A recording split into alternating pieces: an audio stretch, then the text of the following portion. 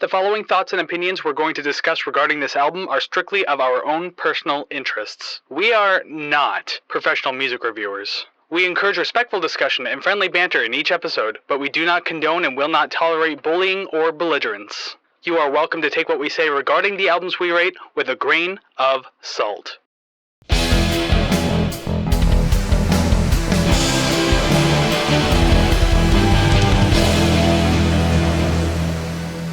Well, hey there, everybody, and welcome to another episode of the Rate the Record podcast, episode 49. Minor 49 or something joke. I don't know. I just remember that from Scooby-Doo a long time ago. Yeah, I got nothing. I know there's a sports team called the 49ers. Is That's that my football? mom's favorite football team, the San Francisco 49ers. Yeah, I knew that. So the ones to call my mom's favorite football team are your hosts, Kris and Savannah. Oh, there you go. See, I'm not getting any more clever with these intros. It's just this is the way things are now. Yeah, episode 50. Kris, Savannah. Let's get into it. And that's it. Your hosts who happen to be hosting are Kris and.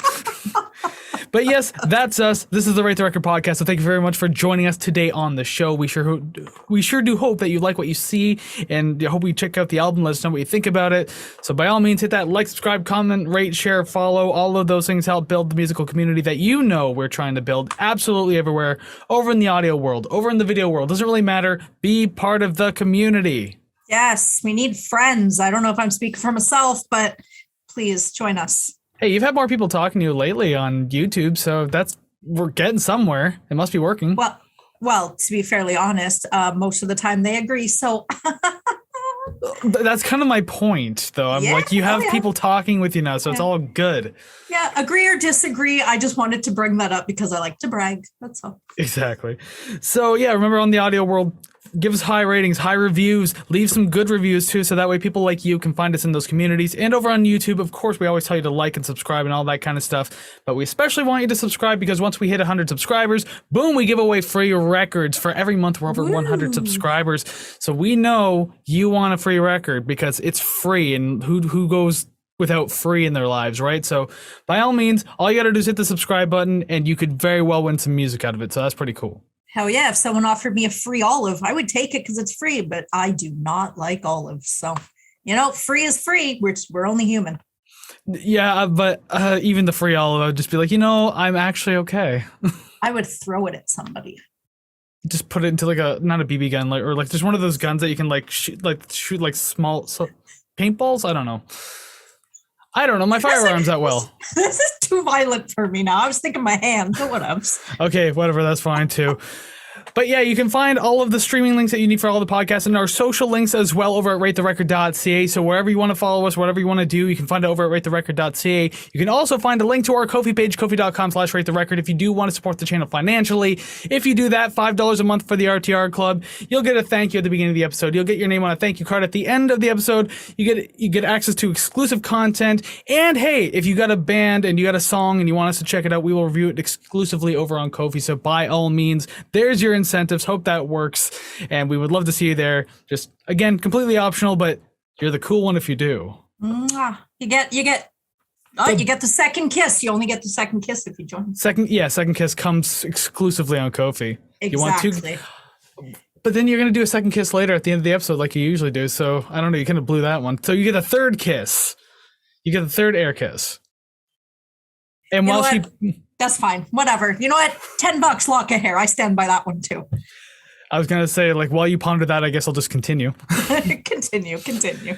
So yeah, Rate the Record podcast, episode 49. If you've been here before, welcome back to the podcast. We're glad to have you here. Glad to have familiar faces, hang out with us, listen to music, let us know what you think. But if you're brand new here too, welcome to the podcast. We hope you enjoy your stay.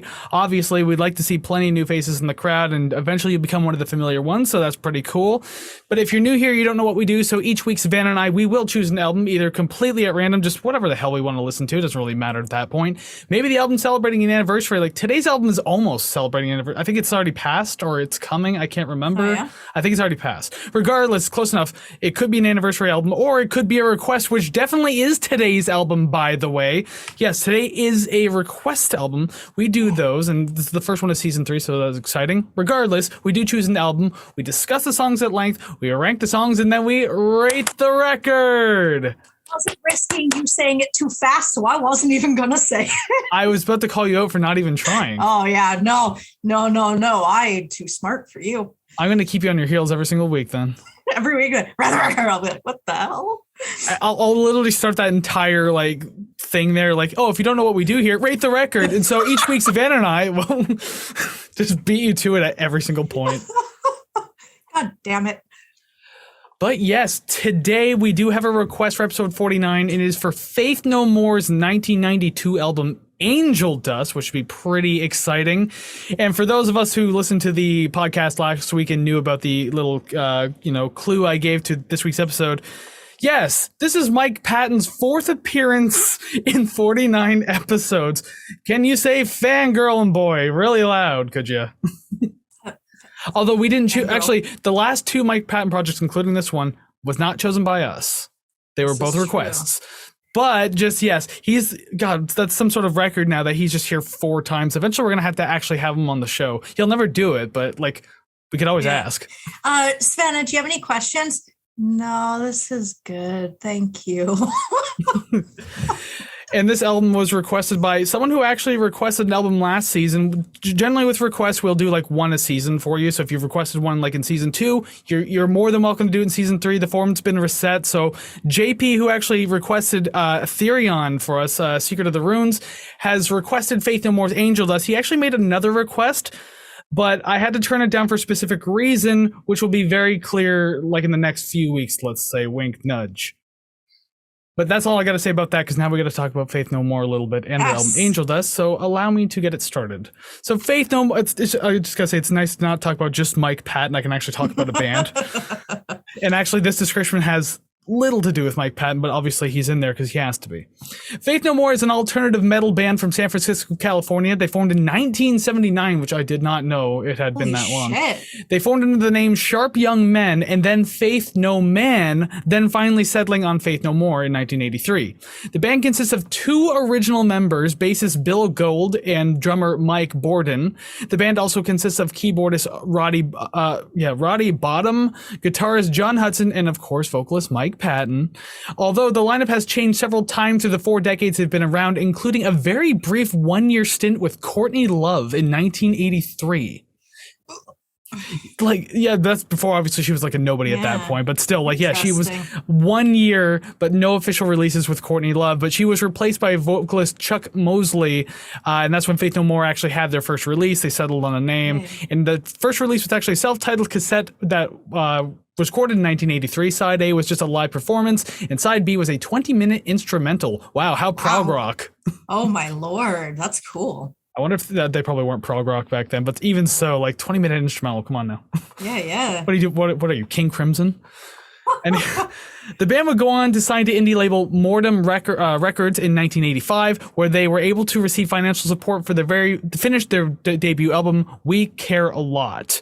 In 1986, they would go on to sign with Slash Records, where they released their second album, Introduce Yourself, and singer Chuck Mosley caused quite a bit of tension within the band, especially during the 1988 tour, where he would get into fistfights with other band members and fall asleep during rehearsals. He was just not a happy camper it didn't really specify why, and I think this is going to be one of those things where it's one side says this, the other side says this. So I don't know. I didn't really add any of that. Regardless, he was replaced by Mike Patton in 1988, and after Patton joined the band, they would release their very first huge hit, no pun intended, epic. It was an epic in January 1990. Of course, we all know what that song is too.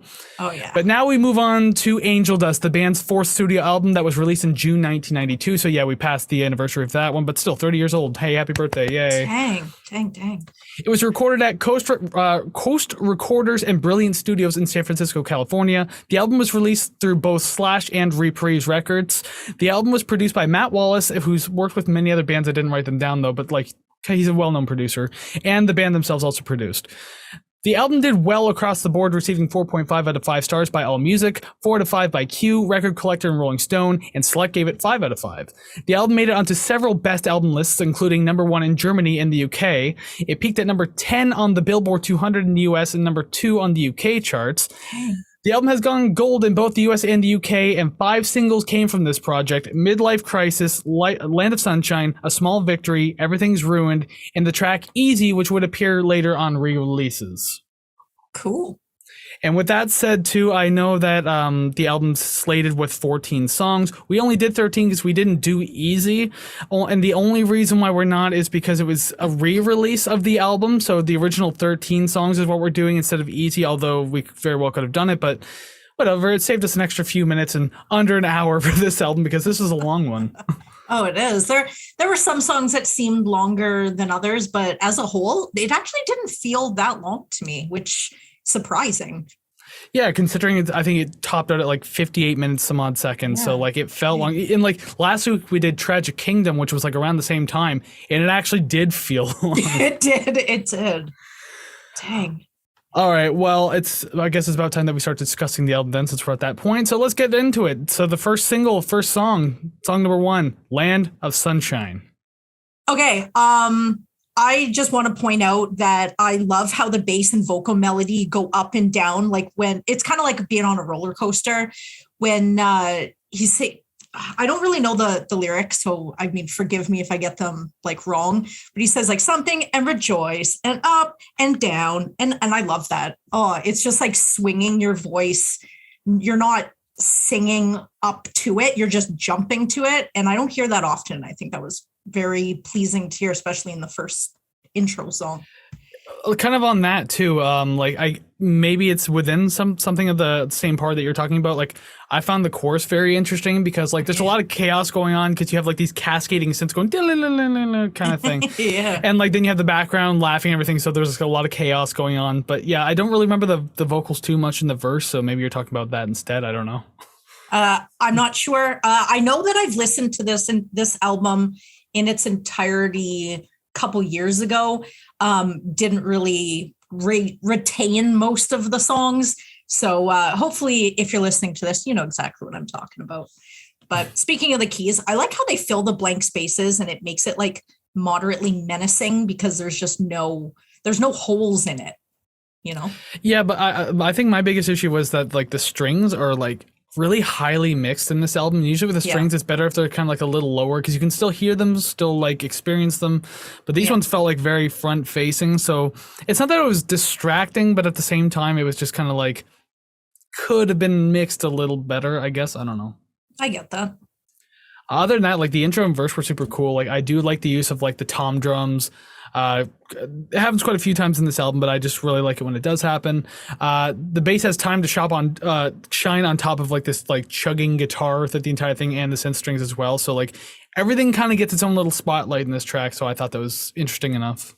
Yeah. I like the spoken vocals sort of I can't recall if it's in the background or if it's in the foreground, but either way, enough to note that it adds a layer to it that I really like. So I think that kind of adds to that menacing feeling when you're singing, but then you have like something underneath where it's talking and it feels like someone's over your shoulder talking to you and it's it's creepy, but like I want to listen to it more to see where this goes. It's very much like I guess a Mike Patton thing, bringing that over from Bungle because like he obviously came from Mr. Bungle. They found him in like they found like a Mr. Bungle demo and there's like, hey, we like this guy, let's have him in our band. You heard that demo, like if I think it's the Raging Wrath of the Easter Bunny or whatever it was called, just that's a very chaotic death metal demo. So I'm surprised they wanted him, but regardless, that's how it ended up. I did read about this album and it said that he played more of a part in writing this album because it was the first one where he was really like in the band to write the songs. So I can definitely see sort of a slight departure from the album before it, which I've heard a million times already. And among one of the first sentences you can read about this album is like, this is one of the first like more experimental albums by Faith No More. So you can really tell where he went ahead and brought in his penmanship. Definitely. But overall, I mean, the song's fun enough. It loops back on itself, but it's still a decent starter. I didn't dislike the song by any means. I agree. Cool. Alrighty then. So we're going to move on. I would make a joke about caffeine, but this is actually empty now. I just finished it a few minutes ago. Song number 2, Caffeine. I finished mine before I got here. Can you tell my eyes are so wide? I'm still tired because I take caffeine naps. Yeah, I try to, but it doesn't really work. I like the guitar effects, like scraping the strings and sort of trailing off.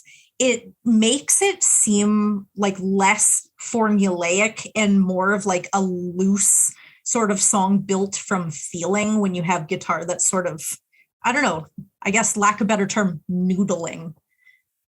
I feel like you've used that term before. Oh, definitely. And it's still a terrible term, but yeah. I feel like the song kind of felt like an extension of the last one a little bit. Like, obviously, it's different enough that you can kind of tell it's its own thing, but just the way the first song ended and this one begins, kind of just, it feels like they meld a little bit. I don't know, that's just me. But I do like this, that the song has like a 3/4 rhythm to it as well, so it makes it stand out that way too. It's already given like the album this kind of like something of like a new flavor, so I don't know. I enjoy that kind of stuff about it. I wrote that note. I think this isn't a different time signature, maybe 3/4, but I wasn't counting it out this time.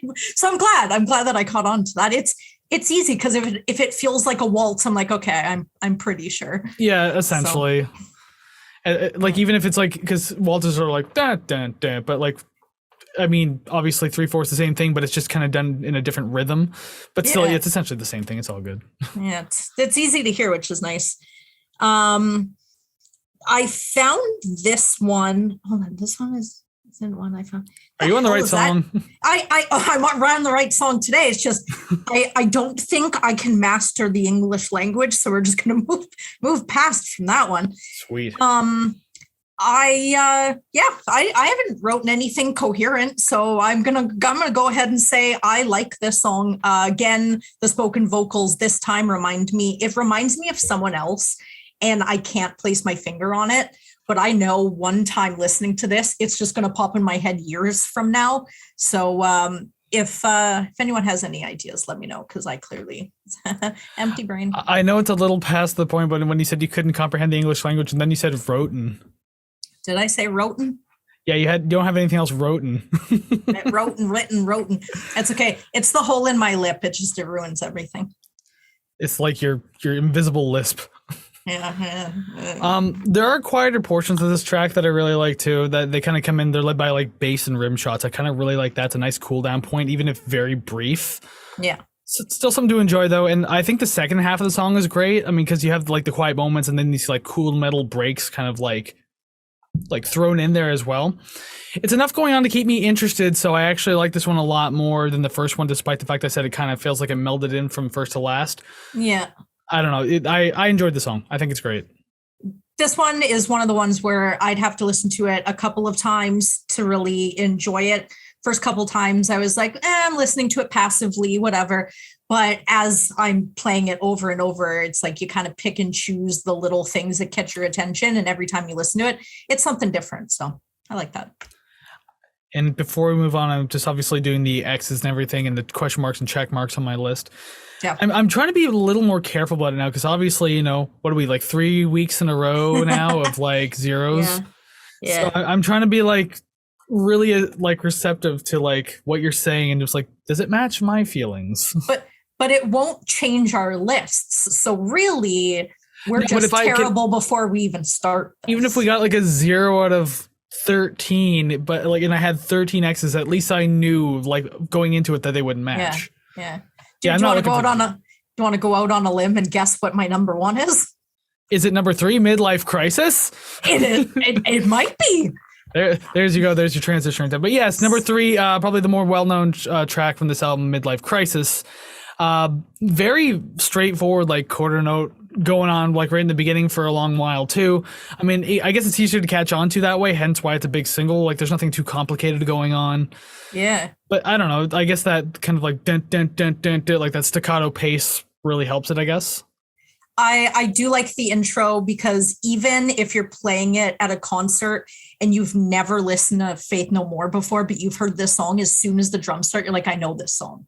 So it definitely has that, like, I guess, assumed familiarity to it.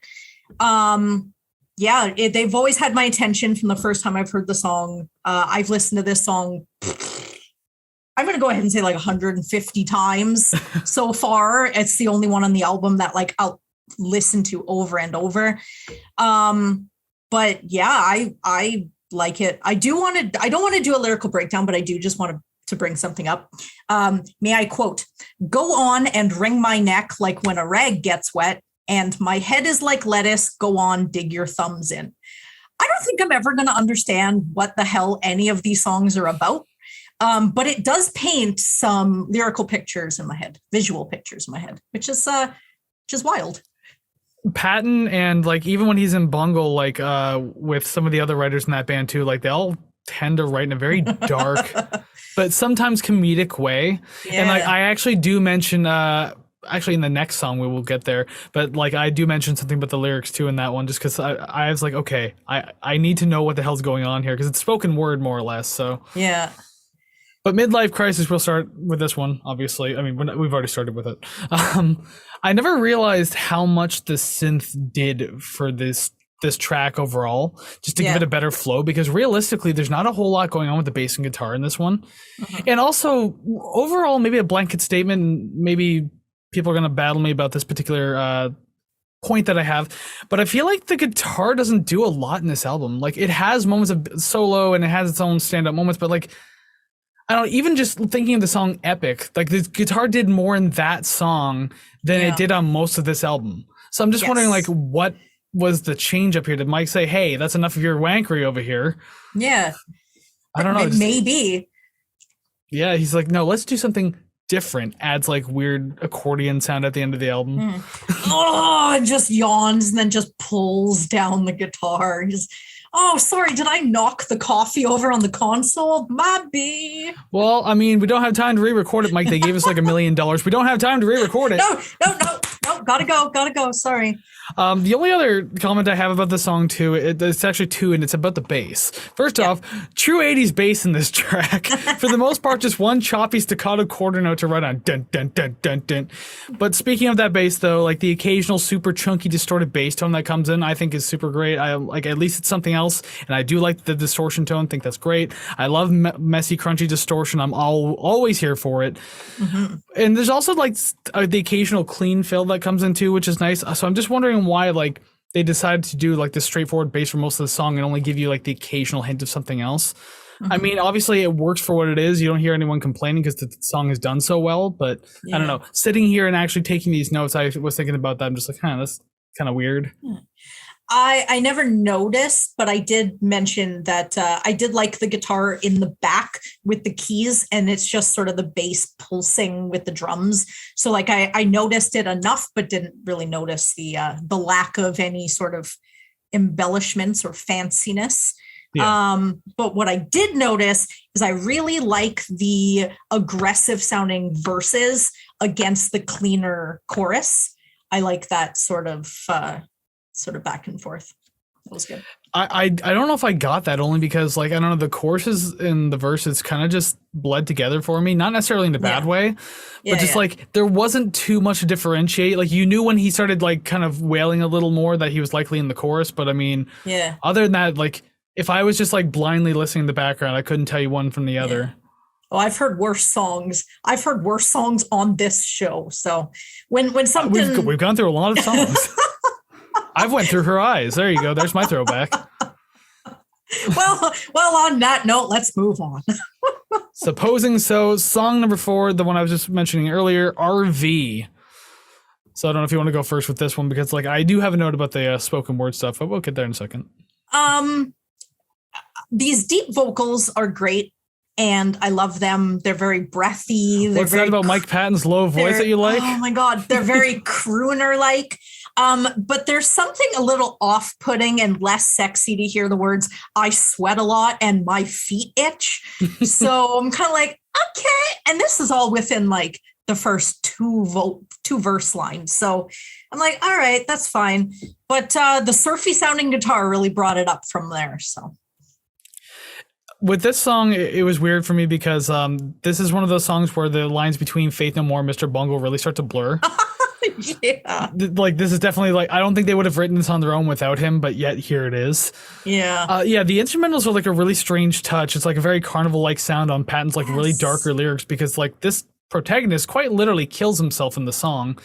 He's a swinging guy. You throw the oh God, what was the lyrics again? I didn't write it down. He's a swinging guy. You throw the belt over the shower curtain and swing away. So yeah, because I mean the whole song sounds like just this really miserable protagonist just kind of telling you about his life, and then he eventually kills himself. And the very last line of the song is like, I'll tell my kids what I told my daddy told me. You'll never amount to nothing. Yeah. Like, oh, okay, how encouraging. Thanks, Dad. Yeah, and you're just like, I feel uncomfortable. And then the next song starts, and you're like, I'm still uncomfortable.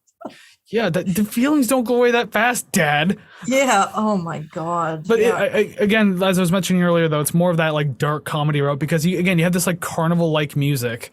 Yeah. Like kind of, and then like these really dark lyrics on top of it. So it's just that thing that Patton does in his writing. You can just tell, and I mean, there you go. It's very prominent in this track. Yeah. This it doesn't really lend itself too much to sort of making up your own story. You're really just listening to somebody recite their own, and sometimes that mental break is nice, especially when it's not done in a way where it paints every single brush stroke of that story. Yeah. It's there, but it's loosely there. Because I didn't get what you got, only because I wasn't really piecing it together. Oh, I ended up going to read the lyrics because I was just like, okay. Yeah, I mean, like, is this song about like a miserable carnival guy? But it's not a carnival guy. It's just like a regular, gross, miserable dude with itchy feet and sweaty pits. Yeah, exactly. Other than that, there's not a whole lot to go on in this song at all. It just loops back on itself a whole lot. It's just this guy talking about how miserable and shit is. Yeah. And again, it's just like you have that waltzy thing that tries to keep it going from going too dark. So mixed feelings about it overall, quite literally. Understood. All right, cool. So we'll move on then to track number 5, Smaller and Smaller. You first, please. Supposing so. So in the beginning, I do love when like the bass and piano kind of do the same little fill every couple of bars. I like how that matches. It gives the sound a great texture. So you've already kind of got me hooked from that. I think that sounds great. Yeah, that was my very first note. I really like the layers. It sounds like they kind of have like wind in it. I don't know if that's something else, but I like that. The keys, the screaming, the spoken words in the back that sound like a phone call. It really paints this abstract picture in my head. Unlike the last track, this one is just completely made up on my own. And it's just, I don't know. It's sometimes when I'm listening to songs and they kind of give me that sort of visual, it's more enjoyable because I feel like I'm getting like that whole experience, like watching a movie kind of thing. So I like that. And again, this one feels a little mysterious and like eerie somehow. Maybe it is the screaming, the wind, and the phone call type thing. But yeah, Halloween-y. I guess I kind of got some of that like out of it, but overall, I guess I was just like, I'm not super familiar with the songs. Obviously, I only listened to like a couple times because like I've been preoccupied this past week. Let's just say that much. So I tried to take in as much of the songs as I could, and yeah, maybe I guess I wasn't getting as many of the visuals as I probably could have. Yeah, I do a lot of drugs too. So fair, no one's judging you, and if you are judging, get the hell off this channel. I'm just kidding. I'm just kidding. Well, you're just saying that to save face now, but it's okay. We know. So I mean, the chorus though, I thought it was really good with Patton's like yelling, and then you have these like choir like synths behind him and everything like that. Yeah. Just fills everything out really well. It feels very grandiose. I like using that word, so I'll try to find every excuse to use it. Yeah. But one day I'll overuse it, and everyone will hate me for it. My use of grandiose is grandiose. Exactly. So there's also a middle section too where like the beat gets kind of shuffled and everything like that. I thought that was cool. It transitioned kind of quickly but really well. So I mean, they're still smart with their composition right now, which is something I really appreciate. I do like the slower pacing of the song overall though, because like I mean, not that every song is like super thrash or fast in this album, but like I do like songs at this particular pace. It's still heavy enough. Like it still manages to feel heavy without being too much. So I don't know. Slower pace, heavier song, but not too heavy. So I don't know where I'm going with this, but the idea is I liked it. I agree with the sort of slow pacing. I like the slow build to the solo. And with the solo, it wasn't like a, hey, look what I can do. It's a, hey, look how little I can do while still being effective. And I like that. Yeah, and I'm surprised that one note that you didn't make about the song just before we move on to the next one was the repetition at the end, because usually you're not too fond of that, but smaller and smaller and smaller and smaller and smaller. I feel like it wasn't grating the first time, so it was okay the second, third, and fourth. Fair So enough. I feel like maybe it's the particular, pitch they're singing at that when I hear it over and over, it just feels like forks in my ears. But this one, I don't know. I was actually imagining like a Honey, I Shrunk the Kids situation where it getting smaller and smaller and smaller. And like, I guess you really have to announce it as it's happening. So I let it go. That movie is, I haven't seen the whole thing to be 100% honest, but I do know that in the original script, one of the kids was supposed to die. No, I don't doubt that at all. Fun fact of the day, yeah, Rick Moranis was almost in a movie where his son died. A comedy family movie where his son dies. Great. Where the comically large foot squishes him, Or just a comically large ant just tears him in half. takes him away, shakes him apart like a dog. Exactly. Yeah. Alrighty then, we'll move on to song number 6. Everything is ruined. Oh my God, how drastic. My first line just verbatim is the bass and drums. Do I even need to mention those anymore? It literally sounds like someone completely different in comparison to the last track. Yeah, it does. Like I'll just go back to the drums and the bass though, because like even on top of that, the piano is also a good addition to that as well. But yeah, like a good slap bass, good use of the tom drums. Like I always like when a band can make good use of tom drums. I mentioned that before in a previous episode. I don't know which one, but I mean, God, start using them more. They're there on your drum set. Use them. Yeah. Because it doesn't just have to be snare hi-hat all the time. Come on now, to get creative. Come on, Travis Barker, get creative. Oh, great! He only needs a 5-piece kit. Thank you. Come on, Meg White. Oh my God. Although she uses, hey, to be fair, 3. she uses a floor tom. So to be fair. Fair. But yeah, like this one had like a good funky groove to it too. It's heavy but still funky, so I like that. This song was stuck in my head for a good chunk of the remainder of me writing this review. It was replaced by a song farther ahead in the show, and that song is consistently in my head. But for this one, I don't know what it is about this one that I like. The more that I listened to it, the harder it was to sort of discern. But I feel like it just sort of like scratched that part in the back of my head that I'm just like, I need to keep listening to this.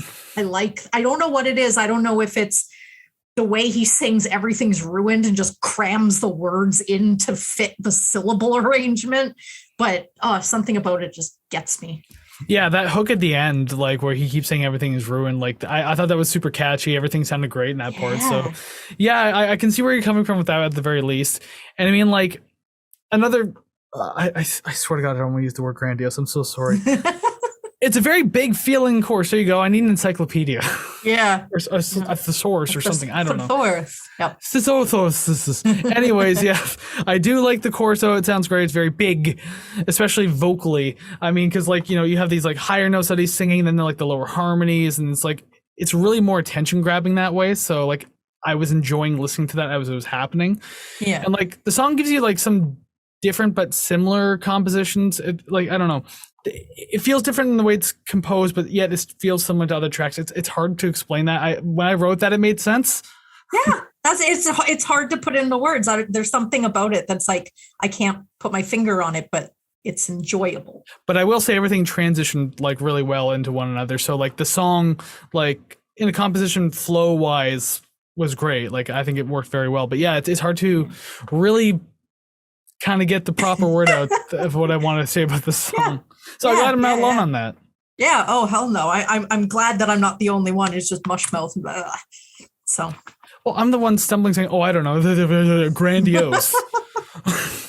That's all you have to do. Just save yourself grandiose. They're like, oh, good. He's still coherent. Now I said grandiose, big. Now I gotta say like large or something. I'm gonna need more words here. Colossal. Gigantinormous. I can start making up words. Yeah, I can absolutely do that. So, all right. So song number 7, Malpractice. I don't know if it's just me, but I find this song similar to Smaller and Smaller, wherein it kind of feels like eerie and less like verse, chorus, verse format. It's like little parts that create the song, and it just sort of flows into each little part. And I find that very interesting. I do think this song would have been a killer first track for this album. Yeah, I guess it would have got kicked off pretty well. Although I do like the first track though, and the way that kind of started everything off too, because it wasn't like too heavy. This one's heavier, and I'm not saying that song is too heavy, but just like I don't know, the first one I think kind of gave you enough heaviness to get started with at the very least. I do. Speaking of being heavy though, I do like the heavier beginning of the song. I thought it was great and had a great pacing to it. Yeah. And I do like the change up that the song has into like its slower paced stuff too. That kind of comes throughout the songs. It still manages to keep a good energy to it, so you're not really losing out on a whole lot. Yeah. So I mean, at least it kept me kind of on the same feeling as it went. I really like the bells that kind of lighten the screaming, and they're like a breath of fresh air. They're a great come down halfway through the track, so it is that sort of slow down, and then it goes back up again. It puts me through this like, indecipherable wave of emotion is what I wrote down. So I don't know what it is that I like about it. I don't know if it's my brain hasn't heard anything like it, or just really likes what it sounds like, but I was down for it and I was super digging it. Yeah, because it's when you say bells, you're talking about like the middle portion of the song by chance. Yeah, I think it's like 2.5 minutes in. Yeah, because like I did know that the gentle middle took me by surprise. Yeah, I like that. Didn't really expect it, but I do like what it did overall though. So at least it has that going for it. Like you have this like looping chug kind of sound and like this feedback of a guitar, gentle vocal harmonies. So there's like a little touch of everything going on in there. It's nice, brief settling moment, but then it picks like right back up to the heavy stuff. So it doesn't really give you time to like settle down at all. Oh, hell no. But I do like that about it. I actually found a lot that I liked about this song. The weird transition to the soft part didn't bother me all that much. So yeah, like I don't know. This is another one that was like, hey, you know what? This one's not so bad. Yeah. Did I not say that this one was a single as well? I don't think so. Scrolling up real quick. I don't believe so. No, yeah, this one was not. Okay, never mind. Although I can't see this one being a single. Not the way it is. I don't know. Maybe so. I don't know. I've heard some weirder singles on this show before. It's like, how's this one a single? Yeah, or ones that should be. And you're like, how was this not? That makes no sense. Yeah. Okay, cool. I think we can move on then to song number 8, Kindergarten. I do like the rhythm and like the groove and overall sound of this song. But the only thing is it didn't catch me nearly as much as the other ones. Like, so I liked how everything was, but just, I don't know. This one was starting to fall a bit flat for me. So yeah. All right. So we're going to flip the coin to the other side. Cool. As I said, I've listened to this album a couple years ago, a couple times through, and didn't really, I guess, take in what I was listening to.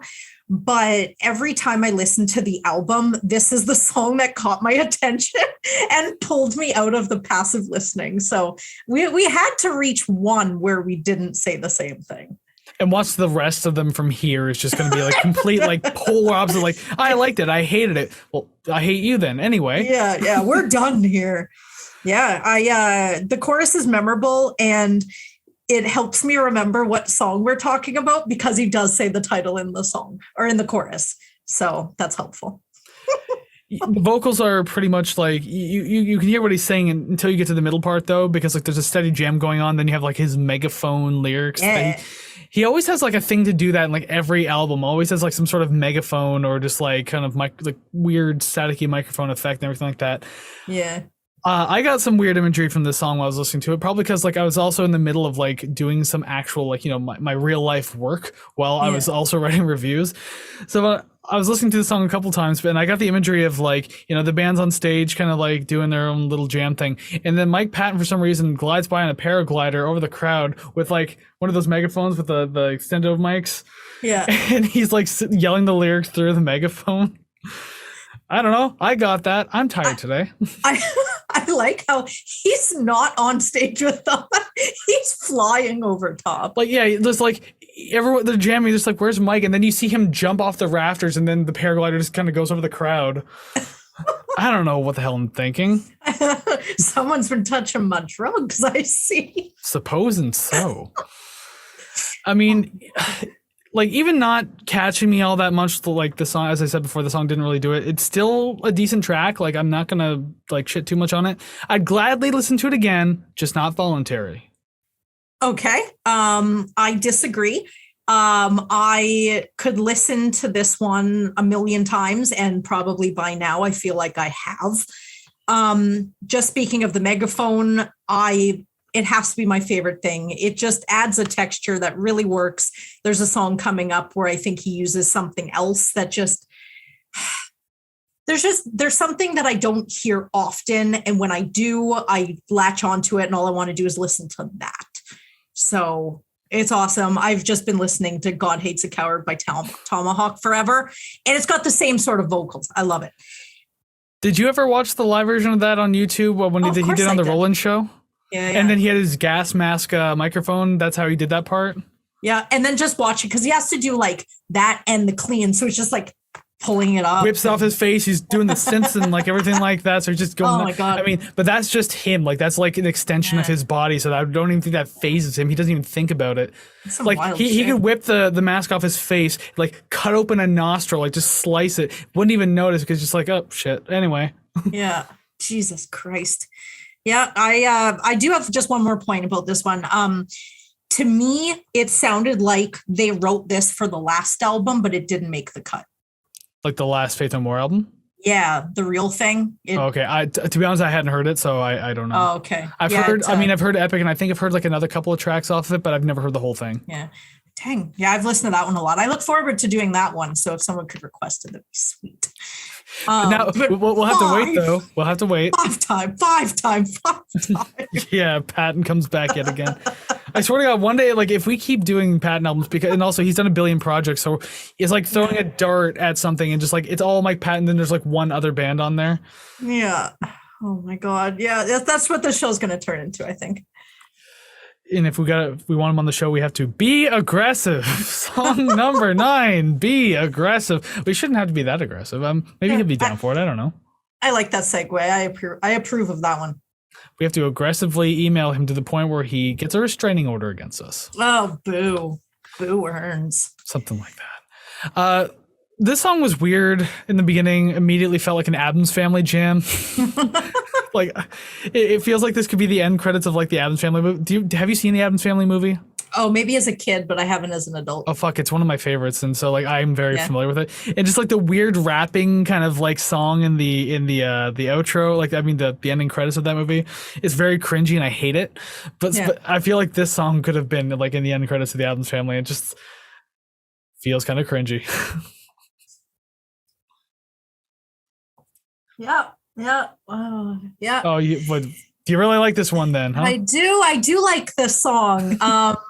Because I'm just thinking of the audio listeners who just went through about 5 or 6 seconds of silence where you just looked around the room. Oh, that's fine. They're tapping their what is it? They look at the screens. What the fuck? Yeah. What is she doing? Did it pause? The spooky organ and the bass leading into the cheer chorus was great. I even liked the chorus. I felt that the chorus was kind of like singing Aretha Franklin's Respect, where you know how to spell the damn word, but when you're singing the song, you're like, I have no idea how to spell anything. Yeah. Because I'm listening to it and I'm trying to follow along, like sing to it. I'm like, I can't spell aggressive, apparently. It also reminds me a lot of the song Giant by Matthew Goodband, because like right in the beginning of the song, you have cheerleader saying Kickass. That's the way you spell success. Yeah. But just like the way I first heard it, like you can't hear the letters individually too well. So I thought KSS. I'm like, what the fuck would That's how it was the very first song I heard, very first time I heard this song. It wasn't until maybe the 4th listen I was like, oh, that's what they're doing. Yeah. And actually, on that note too, there's a note that I wrote too that this song must have been some sort of inspiration for the song "Mob Scene" by Marilyn Manson, because I do remember that song. Yes. Because it's the exact same chorus, just be obscene, be obscene, rather than spell be aggressive. It's done the same style, the same rhythm, everything. I certainly hope he asked for permission, because that's too dead on to like just claim as your own. Oh, fair use. It's like, I don't know about that. Yeah, it's a Vanilla Ice sort of situation, isn't it? It's like off by it's off by enough that you're like, okay, but it's not enough that you're like, okay. I just remember that interview with Vanilla Ice. Like, their song's like dun dun dun dun dun dun dun, and mine's dun dun dun dun dun dun dun. I'm just like, you fucking shut up. Yeah. Now he flips home on HGTV. And Marilyn Manson's a pig somewhere. The only other note I have about this, because like it's not a very long song, it's like just over 3.5 minutes, so it's like typical range. The mix seemed really quiet on the guitar during the verses, even in my headphones. Like, I don't know, like I wonder if it was intentional, because it seemed very buried. And for an album where the guitar hasn't really stood out at all, it feels weird to just suddenly push it way back, though. See, this is when the coffee spilt on the console. You get nothing. Yeah, I'm right. I'm pretty sure this is all like slander at this point. I heard some guitar noodling in the back. It didn't take anything away from the song, but I also didn't specify if I heard it during the chorus or the verse. I think it's definitely the verse, because like that's because the chorus was like literally just led by those cheerleaders. Yeah, and the floor toms, I was down for that. Yeah. I like that a lot. So it's funny, because my very last note just says, I wonder if we'll agree on this one. I didn't think we were going to, because I heard this going, he's gonna hate this. I do have an X next to it. I won't tell you where it is on the list, but I'll tell you that there's an X next to it. Yeah, that's funny. Just making sure I have everything in order here. I think I'm getting better at the checkmark thing. Checkmark meaning just like I use it as a general term, as like, you know, the three things I could give it. Just checkmark comes to head first. I don't think I've given us a single checkmark in a while, so I don't know. Well, when you get them right, does it feel like a small victory? It certainly does. But I knew I'd get mine in somewhere. And actually, what's funny is as soon as you spoke, I was like, is she transitioning? And you did. So I knew it was happening, but it's fine. It fits. It works. Yes, song number 10, A Small Victory.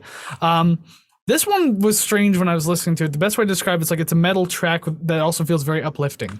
I don't know, because like the guitar and the drums are very metal, but then you have like the keys and the vocals that feel like a very bright sunny day. So I don't know, like it kind of gives you those two feelings, but it felt good combined. And with metal, that doesn't often happen. So take it as you get it. And did anyone else want to sing Take My Breath Away with the first few opening notes? Not me. When I heard it, I think it's the tempo and then just whatever. It sounds like Take My Breath Away from Berlin. If anything, the only thing that the song reminded me of, like when, again, feeling like metal, but also very like bright, sunny. I don't know if you ever heard the song Kingdom by Devin Townsend Project. I've heard of the guy, never heard the song. It's unbelievably epic. It's a fucking 10 out of 10 song. If we ever did that album, 10 out of 10, probably number 1 on the list. But I mean, like, it's super metal, but it's also the brightest damn thing you've ever heard. It's like a brilliant beam of light that just suddenly just blinds your ass. Ooh, I like stuff like that. Oh, it's such a fucking good song. It's a great album too, really. I'm surprised we have not done one of his, but we will one day, probably. Interesting. But for now, More Faith No More. My second note, which you confirmed at the beginning, this feels like a single. It is very digestible. Like you had been saying, it's metally and nice and bright. And we're already at track 10, and I don't hate anything so far, which is pleasing to me.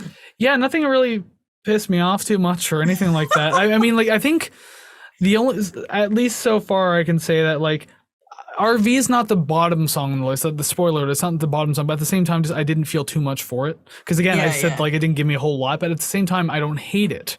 Yeah. So yeah, we seem to be on a good roll so far with this album of like, even if we're not high on the songs, they're not bad. Yeah, not at all. And they're not skippable. And this one for me is definitely not skippable. Some of the vocal embellishments were a little much.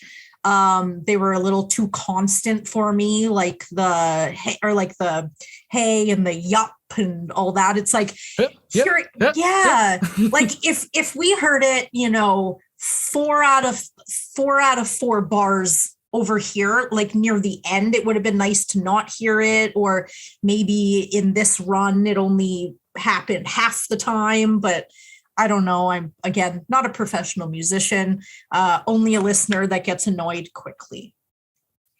You figured something was going to annoy you like that on the album at the very least. Just that little bit. That was it. It barely counts. Yeah, I could look past it, but it's when you hear it, you're kind of like, stop. What if he was doing his low baritone voice? Well, he wouldn't be doing those hops, would he? Well, it sounds like he'd be having sex with the microphone. I don't think I have enough money to pay to watch that. Well, whatever you have in your account right now, just dump it all out and just push it towards him very slowly. Oh my God. A toonie and a loony. Here you go. Speaking of things that sound weird in the song, though, the one thing I had to know is like these occasional like low quality orchestral hits from the synthesizer.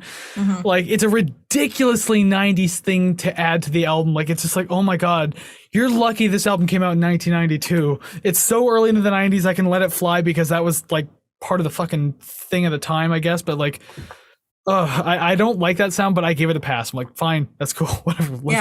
Let's just deal with it. Because overall, I mean, like the song had like great pacing. It was a really fun track, flows really well. So it was nice in that way too. But I mean, aside from some like, there were some really cool moments on this track too. Some things I really liked, but like it loops back on itself a lot. So I mean, for that reason, it probably didn't need to be 5 minutes. This is the one that I really can tell that they're trying to step away from like that rap funk stuff that they were doing and that they're headed in a different direction. And I'm not like they need validation from me, but I approve. I like me, mummy likey. And getting away from the rap rock stuff, Anthony Kiedis approves. There you go, bringing up that rivalry again. Okay, you know what? And it's funny because I didn't write this down, but I was going to mention it. Wasn't sure really where I was going to fit this in. At what point does he think that they're better than this? Or no, okay, maybe not better, because, I mean, teach their own. You can listen to whatever you want. But when it's like, oh, you guys are copying us and blah, blah. At what point does he see any similarities, like right now? At this point in time with this album? Maybe not around this time, because that really didn't start to peak its head until Californication and California came out, like respectively. Yeah. And like that's when Anthony got Bungle like kicked off of tours. Like if they're touring, we're not touring. And like it's like festival routes thing. So I mean, like maybe it wasn't at this point, but it was definitely like late 90s. So this, although he might have reflected on these albums and been like, yeah, they really do sound like us, huh? And then Flea's just like, shut up. Yeah, I hope so. I hope that Flea is the apparently Flea was always a fan of Mr. Bungle. He said that he always loved them. So I mean, it was only Anthony that really had an issue. I guarantee every member of the Chili Peppers either didn't care or liked Bungle, and Anthony just had a huge head about it. Oh my God! That I can't confirm that. I'm just kind of making my own mind up about things I've read and accounts that I've read. Yeah, it's hard to respect someone like that. I don't know. It just seems like a big baby. Well, I mean, recently Anthony Kiedis has been seen wearing Mr. Bungle shirts, so I'm assuming it's water under the bridge. So at the very least, under the bridge, nice pun. Anyways, I'm assuming that it's all better now. So if we could just get a picture of them shaking hands, then we'll know it's done. Yeah, with one of them shocker buzzers on the palm too. Yeah, except it's like 50,000 volts. Oh my God. Just, a little joke buzzer, huh? Funny. Ah! Oh my God. Shocks him like a cartoon. All right, song number 11 with no proper transition. Crack Hitler. There's no transition that you can make with this. I was trying to think of a pun that entire time. I was like, nothing works. I can't just go into something crack Hitler, huh? Funny anyway. Yeah, everyone's stuck in it going, what the hell is he talking about? The vocals in this sound like it's in a mask. It definitely sounds like that God Hates a Coward, and I really like that song. Really, I was down for this one for sure. I wonder if he did the gas mask stuff back then. I actually don't know. No, it has to be in some sort of mask, or it's just some sort of enclosure around your mouth. There's something about that that I really It's like like. a Dixie cup with a hole in the bottom. You just put the microphone in, just sing like this. Maybe because now this is kind of off on a tangent, but after, I guess around the time that Kevin Gilbert passed away in 1996, he was working on a project. It was called Caviar with a K, and it was kind of all like these off-putting, weird, like, I don't know how to describe it other than like gimp sooty songs. I don't know how to really piece that together unless you've heard it. But there's a couple songs where it has the same sort of vocal processing. So I wonder if that was sort of done the same way. But as soon as I heard this song, that was what I thought of. And I like that. So, I mean, it gives this song automatic points. Well, yeah, it reminds you of something you like. So, yeah, it gets those like bias points. Oh, definitely. And I'll take all the bias points. Whereas me, like with this one, like, you know, there's a funky start with a guitar and the percussive parts. Maybe this is the one Anthony Kiedis hated. Who knows? But then you have this like aggressive like pop slap bass. I thought that was super cool. But the problem is the production feels like really weak in this track. I thought, like, even in headphones, like I was wearing these ones. I can't wear my big ones right now for certain reasons. Everything feels like it's 10 miles apart. Like, I don't know, like you don't need to be super compressed and in, but like, I don't know, it feels like a big empty room that's just not being filled properly. So it felt really weird. I will say though, like the heavy and slower paced bridges are really cool. It's just like a little touch with everything going on. It feels like the song really never stuck a landing for an idea. Mm-hmm. I don't know. My notes are all kind of mixed up because I didn't really know what to write for the song. Like, I don't know, because my biggest point is, like that last one I just said, it never really stuck into a landing for an idea. It felt like it had a few that it wanted to get to, but never really got to it. It doesn't sound bad. It just lacked direction. And I think that was like one of my biggest gripes about it. Do you feel that it meandered too much? A little, and I mean, we've come to expect songs like this where it's just like it doesn't really feel like it has a home, but it found a home here anyway. Yeah, it's your buddy crashing on the couch because they got kicked out a few days ago. You know, like you're like, yeah, I'll take care of you. And it was definitely like a crack Hitler there crashing on your couch. There's your little pun infusion there. Even though we didn't really need it. like you, I didn't really have much for this song. I mean, I liked it. After sort of looking at my list, I may have ranked it inappropriately, but I really like the funky porn groove guitar. It's nice during the bridge. I haven't heard that yet in this album, so that was pleasing to me. I found it a little strange, but I guess not too strange considering, again, it could be a Mike Patton thing. It could be a Faith No More thing. I don't know. But just like we've heard tracks like this from Patton in the past. So, I mean, like, there's literally songs about porn that he's written. So, I mean, like, let's not pretend like it's a new taboo subject. Yeah, yeah. Speaking of which, what's the name of song 12? Oh, my God. Okay, so it's funny. I'm doing this review and I'm typing it out. My partner walks behind me. He's like, crack Hitler. And I'm like, just wait till the next one. Jizzlobber. There you go. I wanted you to say it first. Yes, track number 12, Jizzlobber. I've been saying it all day because every time he walks by, he's like, nice. And I'm like, shut up. See, the gross visual I get is like a giant bucket of jizz and someone just reaches in and then just hucks a giant, like, weird, slimy ball of it at either a thing or a person. Yeah. Oh, yeah. Yeah. That's the concert image where he's walking up and down the stage throwing it into the crowd. I know when Ozzy used to perform live, he used to get buckets of water and just toss it to the crowd. Now I'm imagining Faith No More. Oh my God. Oh my God. That's probably a lawsuit waiting to happen. Oh my God, gross. I want to clarify, this did not happen. This is just from the minds of your hosts. Exactly. You tuned into this podcast. Yeah, sure. What's wrong with you? Yeah. So funny enough, like the song has a very peaceful start to it at the very least. You have waves, you have waters, frogs, and crickets. It's all very peaceful and pretty. But then you have these like Norman Bates psycho's ass strings like just kicking in out of nowhere. It gets very demented very quickly. But I do like the aggressive metal vocals on the top of those demented strings too. So I thought that was like really cool. It sounds good.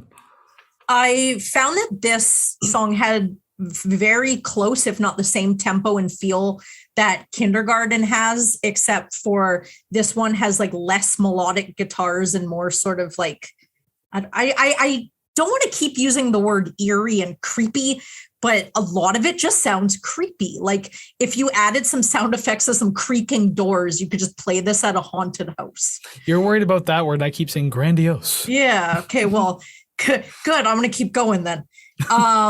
I didn't feel that the music changed all too much throughout the whole song. It being over 6.5 minutes, it was kind of like, okay, like I sort of started drifting off a little bit, unfortunately. Yeah. Not me. I like this song. Yeah. I thought the chorus was really great too. Heavy and indecipherable vocals though, but at the same time, I'm here for all of it. I think it was really great. Yeah. I do like how just generally unsettling the song was altogether. It kind of brought back a bit of that unhinged insanity that I was kind of hoping for. Because again, I didn't really know what to expect coming into this album. Like I'm not super familiar with like the Faith No More catalog. I know a handful of their songs and that's about it. But just like, so to be fair, I didn't know what I was expecting, but I was hoping for something a little more unhinged and finally kind of got it in this song. I liked it. When it got to the second half of the song though, I really did like it, but then I started liking it less and less as it kept going. Like I don't know, it felt like it stretched on a little too long. And then with the organ at the ending too, that lasted a little while. Like maybe it was necessary, maybe it wasn't. I don't know. Yeah. But I personally think it would have been fine without it. I got nothing from the ending and it didn't even blend in to the next song. So it was kind of like, why is this here? It would have been fine if this was the last song. Yeah, maybe. I would have been fine with it ending that way. Like I would have given the organ a pass at that point. Yeah. Because then, yeah, other than that, we can go into the final song of the album, track number 13, Midnight Cowboy, theme from, parentheses, theme from. I don't know. I wasn't too big on this one. It's just a weird end to the album. Probably didn't need. You have these like accordion synths that aren't really a good fit here. The guitar quietly in the background kind of sounds nice, but didn't do much because it's just quiet and buried. Yeah, didn't think much of it as continued on either. It's 4 minutes and 12 seconds. Didn't care. And the only other note I have actually has to do with I had to look up Midnight Cowboy. Is it a it's his movie? theme from. Yes, it is. Just very quickly, Midnight Cowboy is an American drama film released in 1969 and is the only X-rated movie to win an Academy Award. So maybe that's the reason why they chose it. So it's a porn then. It has porn in it, but it's not classified as one. It's an American drama film, and it has Dustin Hoffman in it. Weird. Yeah, I have 4 points, and I'll list them off. Sounds like end credits. Doesn't really fit, but if this is a theme song, better they get some of that cash by putting it on their album. I honestly don't have anything else. Melody was nice. I will say that this must be the precursor into what Phantomas would become. Another Mike Patton project we're probably going to have to look into eventually, because they have a whole album that's just like covers of movie songs. Dang. Like the entire thing is like their own take on like songs from movies and stuff like that. So, I mean, I feel like this, like Mike Patton chose to do this, and then he's just like, you know what? I'm going to dedicate a whole project to this. Do you think that, do you know if he covered Arabian Nights from Aladdin? I don't think he did, no. Not that I can recall. Not worth looking into, then. No, I know that they did the Godfather theme. I know that much. And then recently, Mike Patton did a cover of the Teenage Mutant Ninja Turtle song for that new game that came out, so that exists too. That's cool. Yeah, other than that, I got nothing else for the song because there's not a lot to go on. Just not feeling it. Yeah, it's a very weird end to the album. I have nothing more to add. No problem then. That just means that we're at the end of the album discussion portion at the very least. So thank you very much for making it all the way to the end of this one. So we want to know what you thought of this album. What do you think of each of the songs? You can let us know down in the comments below of wherever you're listening. You can also like, subscribe, rate, comment, share, follow, all those things. Just be part of the community. Let us know what you think of the songs. And also let us know on our social medias too, over on Rate the Record Podcast, Facebook, Instagram, TikTok, Twitter, all that kind of stuff. All found at ratetherecord.ca. Yeah, because again, being part of the community is part of the discussion, and we want discussion. So we told you our thoughts. Tell us your thoughts now. We are waiting. every episode from now on, it's going to be less be a part of the community. It's going to become more threatening and menacing. As I swear to God, if you don't go to ratetherecord.ca, we're going to find you. And from now on, from this point forward, we're only going to live stream episodes. So that way, when we get to this point, it says, we want to hear your thoughts. And then we sit very silently, staring at the camera for like 5 minutes, like, we're waiting. Yeah. Oh, we're not ranking typing. Anything. Someone's typing. Oh, we can't read that. Uh-oh. Oh, there's a few N-words in there that we definitely can't say on air. Geez, why are you in our chat? Yeah, oh my God. Someone put a screen on Did this. 4chan send you? Jeez. Oh, gross. Gross. No kidding. Alrighty then. Well, I mean, we'll still be waiting on those discussion points from you. But in the meantime, I guess we do have to rank some songs because that is part 2 of the podcast. So above our heads, boom, graphics have changed. There are names. I mean, there's no names yet. There are numbers though. I mean, there's 2 names. There's numbers. Jesus Christ, I'm medicated this week. Okay, not your drugs. I'm just medicated in general. So maybe that's why I'm a little off my shit today. Regardless, names, numbers above us, but there's going to be more names because we need to put 26 songs up there. Well, 13, but like 13 apiece, whatever. 26 songs up there. Yeah. We might have one. We might have one match. I'm going to go ahead and I'm going to shoot for the moon and I'm going to say 3, but in reality, I may be hopeful for 1. I would say, did you remember to bring the egg that you promised last week? No. You gotta line them up. Well, I'll give you time to line them up on the wall anyway. No. I do not want to smell like rotten eggs. Thank you. You don't have to. Your room will. That's a whole different entity. Your room is a living thing, and it's going to hate you for smelling like eggs. Gross. All right, let's do this. Song number 13, Midnight Cowboy. All right, we matched that one. That's the one I figured we were going to match on to. Hey, we finally got one after like 3 or 4 weeks not doing anything. I'll just write Midnight, big old bold check mark. Great. Aww. Number 12, RV. Jizz lobber. Fucking hate the fact I need to say that. I'm just going to write the word jizz. Oh, Lord. Number 11, Be Aggressive. Malpractice. Mal P. Number 10, Crack Hitler. RV. B. Number 9, Land of Sunshine. Caffeine. This is where they all start to get real tight, and it was really difficult to decide what was better than another one. Yeah, I'm just kind of like looking at where we compare so far with certain songs, and everything else is like way off so far. It's crazy. All right, number 8, Kindergarten. A Small Victory. Us getting one match was a small victory. Yeah, very small. Number 7, I feel like there's going to be some sort of blasphemy to some people. Midlife Crisis. Smaller and smaller. Not that I hate Midlife Crisis, but just going back to it again, just like, it's not as great as I remember it being. Yeah, sometimes the novelty is there for the first little bit, and then it's just gone immediately. I think with me, it was in the GTA game or something like that. It might have been San Andreas. And Rage Against the Machine was in that soundtrack too. So like, I remember hearing that song a bunch in that, and I liked it then. But I was also playing a game, so I wasn't like completely paying attention. Oh shit! First time I heard it was in a Spotify "This Is Faith No More" list that I listened to. No, not too bad. All right, number 6, A Small Victory. Land of Sunshine. Land of S. Number 5, Malpractice. Everything's ruined. That's kind of how it feels now. Number 4, actually, yeah, it is because we can't match anything else. Number 4, Caffeine. Crack Hitler. Yeah, we are done. At least we got one. That's all that matters. I'm so sad. Why are you sad? We got a match. It's fine. Yeah, cool. I will take that over 0. I'm sad. No egg on your wall. Good. Okay, well, good. Number 3, Everything is Ruined. Midlife Crises. Midlife. Okay, then I know what your number 1 is. Okay. Number 2, Jizzlobber. What's my number 1, smartass? I know you're going to tell me soon. What's your number 2? What's my number 1? I want to know. I want to know. People are waiting. People are waiting. Stop being so aggressive. Oh, damn you. It's funny because I forgot the name. That's why I didn't say it. Like I know what it is. I just forgot the name. Number 1, Smaller and Smaller. Kindergarten. Yeah, that was it. Yeah. I like that song. Very catchy and it sticks in my head, and I like it. Well, I mean, again, I'll take 1 over none. I mean, our percentage still sucks. I think that's like 65 matches out of like 500 plus. Oh, Christ. As I said, whatever song gets the number 100 match on our like Thursday spoiler thing on Instagram, we need to do something special for that song, even if it's like the last one on the list, like number 14. TikTok dance to it. Hey, I just released. Speaking of TikTok, go follow our TikTok. I just made one today that's fucking blowing up right now. It's pretty great.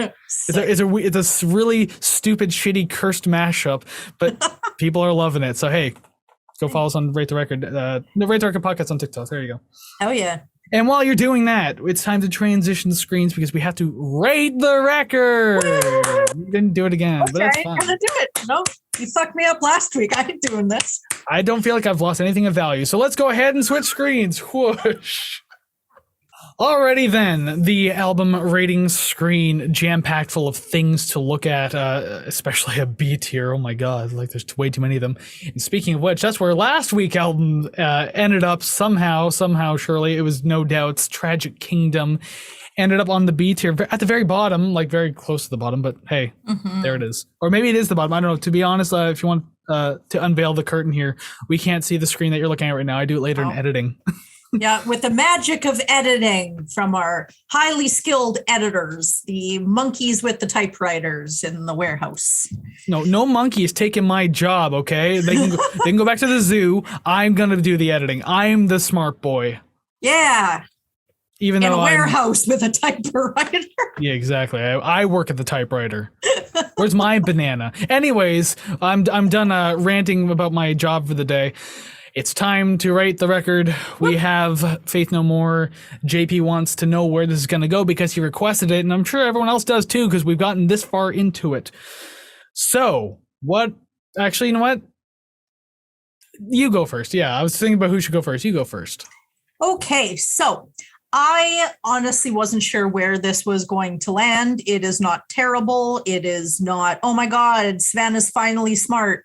So I stuck this guy at 78.08. Let me just write that down on my paper real quick so I don't forget, because I always forget. 78.08. And then people are like probably like clenching their jaws and like white knuckling right now. There's like, oh God, do we have another B tier album on our hands? I hope not. Well, I mean, I've got some bad news. Oh, no. Because my score came out to 75.76. So, yes, of course, that puts us in the B tier. The B plus tier at 76.92%. Oh, this hurts me. Well, you're the one who didn't rate it higher. So you said 76.9, right? 76.92, yes. This is between Kevin Gilbert and How to Destroy Angels. Oh, well, look, it wasn't better than Kevin Gilbert at the very least, right? It was. Oh, it is? It's above, but below How to Destroy Angels. Oh, I see. Because just with the way you read it, I thought it was Kevin Gilbert. And then, again, I don't have the screen in front of me, so I don't remember the exact score. Oh, yeah. I read it off of my highly and neatly kept list. So yeah, it's well, one thing you're gonna have to accept: the further we go through this podcast, the more likely it is that Kevin Gilbert's gonna keep getting bumped. No, back. We're gonna do more Weezer albums, is what it is. Well, if we do like the first or second album, then like it's probably gonna be rated decent enough. Maybe I don't know. We're gonna have to fluff up the seasons with ones we know aren't gonna do well, just so the ones that really deserve to be better than the ones I really like actually get to go there. Okay, well then next week we do Wesley Willis. What is that? Oh, you have some homework. You have some homework to do. Oh God. Oh, it never ends, does it? The B tier just never ends. I don't know what I'm going to do when that thing gets too small to even look at the album pictures. I haven't figured that part out yet, so hopefully it doesn't come up too soon. We need more A or C tier albums, or I mean D's there too, but whatever. Every RTR club member now gets a complimentary eyeglass, so then you can bring it up to the screen and see every album that's in the B tier. But wait a minute, we could just buy our own eyeglasses. Yeah, but ours is branded, so you want ours on it, right? Yeah, ours are a wood handle and it'll be burnt. I can't guarantee it'll say RTR Club on it, but it'll be burnt with something. And also, the wood comes from those giant protected trees in California. We actually snuck to California, chopped down part of the wood on those trees, and made follicles for it. That is such a good idea. It is. It's a bonus idea. It's going to be controversial, and guess what gets you views? Controversy. Hell yeah. All press is good press, right? No, but all press still matters, though, regardless. Look at it how you want. Anyways, we are at the end of the episode. Yes. So Faith No More fell to the B tier. Oh no, how sad. But the idea is, hey, still good enough to be up there. 76.92 B plus. I mean, that's nothing to complain about, right? It's definitely not. That's not the first Patton album to fall in the B tier. As a matter of fact, he's got 4 of them, 2 in the A and 2 in the B. Look at that. Look at him go. Jesus fucking Christ. But anyways, yes, we are at the very end of the episode. So thank you very much for making it this far with us and hanging out and checking out this album with us. Again, we want to know what you think of this album. That now that we're all the way at the end, let us know your song rankings. Let us know your album ratings. Let us know everything that you thought about this album. We're very curious to know because, I mean, we talk to ourselves all the time. We need some new opinions on this, man. We can't just keep going on with ours. Yeah, and I mean, to be fairly honest, sometimes ours suck. So hearing someone else's is not that bad, you know? Exactly. But if you agree with me and my opinion sucks, well, I mean, like, it just automatically makes my opinion that much better because someone else agrees. 2 negatives do not make a positive. Just remember. Does. See? Negative, negative, positive. It just crashes and just deflects off each other. Anyways, while we test batteries out in front of us, we can, I guess, let you go. Once again, thank you very much for joining us. Make sure that you follow us over on our socials at Rate the Record Podcast, Facebook, Instagram, Twitter, TikTok, all that kind of stuff. All found at ratetherecord.ca, including all the streaming links. I mean, wherever you're listening to right now, chances are that's where you like listening to your podcast. That's fine. But if you need another one for any reason, they're all there. That's where you can find them. So go ahead and check that out. Make sure you send us your requests too. We are looking for album requests more. We did one today. So JP, we hope you're happy with this one. I can almost guarantee he'll let us know down in the comments because he's been leaving a lot more comments lately, which is not a bad thing. By all means, thank you very much for interacting with us. But because this is your request, I can almost guarantee that you're typing up a storm right now. Hell yes. Please do. Please agree with me. Even if you don't do. Thank you. But yes, be like JP and send in your album requests, and we're happy to do them. We have a packed schedule, but at the same time, we're more than glad to fit you in. So go ahead, do that. And don't forget once again about ko-fi.com/ratetherecord, which is also found on ratetherecord.ca. If you want to be part of the RTR Club, $5 a month, completely optional, but you get stuff out of it. Great. Go ahead and check that out. Ooh, see, I'm trying to get through these as quickly as possible now. It's getting better, though. I'm getting like a flow to it. 49 episodes later, I'm finally getting better. Cut it down to ratetherecord.ca. Period. That's it. You know what? You want to know things? You type it in yourself. I don't need to tell you shit. Just go here. Yeah, exactly. Season 4, attitudes changed. Less information and just whatever. Episodes are 10 minutes long. Exactly. And it'll just be like sirens and flashing on the screen. I'll just say, ratetherecord.ca, ratetherecord.ca. Like you watch no like seizure warnings. Yeah, like nothing. It'll be like a local furniture commercial. And we have to do like the blistering ear volume stuff too. That just like suddenly out of nowhere goes like 85 decibels through your headphones. Oh yeah. And it's just clipping and it's really loud. And it sounds like they're talking like this. And yeah. I'm into it. Yeah. I was about to scream into my microphone, but I'm not going to do that because then I have to deal with that and listen to that in editing. I'll forget it's there. Won't even look at my screen and suddenly. Yeah. Oh, yeah. All right. Well, we're going a little kooky now, but before we let you go, you know what we like to do. We like to give you a little sneak peek of what to expect on next week's show. And for the first time in a few weeks, it's an album that I chose. I haven't actually chosen one since literally The Kills. Ooh. So, I mean, like since episode 45. So I get episode 50. How special is that? Beautiful. But the actual hint itself, though, aside from me being able to choose the album, we're choosing an album, or I'm choosing an album, that despite having absolutely nothing to do with the September 11th attacks back in 2001, this album found a lot of controversy because of it, simply because it was released so close to the tragedy itself. Some of the lyrical content on the album, people are just like, hey, you're making fun of 9/11. This album came out before 9/11, so it has nothing to do with it. That Outcast album that has Bombs Over Baghdad on it. No, it's Wesley Willis, actually. We're doing Wesley Willis. Rock and Roll McDonald's was a very anti-9/11 song. No. Loopy. Yep. That's fine. That's where you get the best content from. Too bad that we're done, though. So once again, thank you very much. We hope that you anticipate next week's album. Maybe you know what it is, maybe not. Regardless, come back, check it out, see what we got. Until then, go listen to some awesome music like today's Faith No More album, and we'll see you again next week. So take care, friends. Bye-bye. No kiss for you. Ooh, no bonus.